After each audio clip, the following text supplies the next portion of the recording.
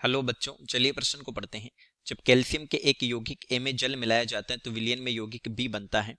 इस विलयन में कार्बन डाइऑक्साइड प्रवाहित करने पर यौगिक सी बनने के कारण इसका रंग दूधिया हो जाता है। यदि इस विलयन में अधिक कार्बन डाइऑक्साइड प्रवाहित करते हैं तो यौगिक डी बनने के कारण विलयन का दूधियापन अदृश्य हो जाता है। यौगिक ए बी सी डी की पहचान कीजिए। अंतिम चरण में दूधियापन क्यों अदृश्य हो जाता है, व्याख्या कीजिए। तो चलिए प्रश्न की मुख्य उदाहरणा पे बात करते हैं। के अवधारणा देखिए, CaO होता है बिना भुजा चूना, बिना भुजा चूना। और CaOH2 होता है यानी कैल्शियम हाइड्रोक्साइड होता है भुजा चूना। तो देखिए, बिना भुजे चूने से भुजा चूना कैसे बनता है कि हम जानते हैं कि कैल्शियम हाइड्रोक्साइड CaOH2 में ये है कैल्शियम हाइड्रोक्साइड, जिसको हमने भुजा चूना बोला है, कैल्शियम हाइड्रोक्साइड। इसमें जब CO2 प्रवाहित करते हैं तो CaCO3 का निर्माण होता है। इस कारण विलयन का रंग दूधिया हो जाता है प्लस H2O।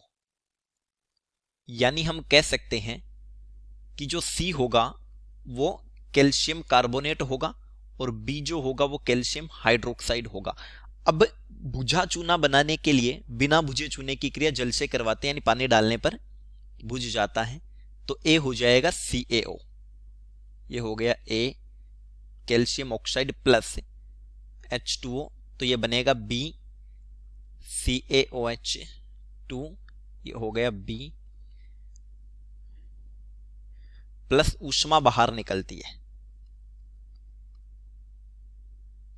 अब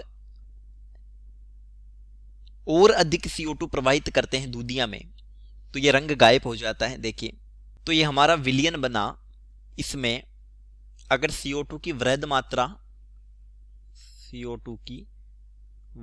मात्रा प्रवाहित की जाए तो ये बनता है CaHCO3 होल ट्वाइस। ये होता है विलय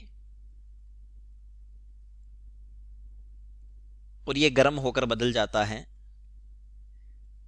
CaCO3D में। तो हम व्याख्या कर सकते हैं कि CO2 की वृहद मात्रा प्रवाहित करने पर कैल्शियम कार्बोनेट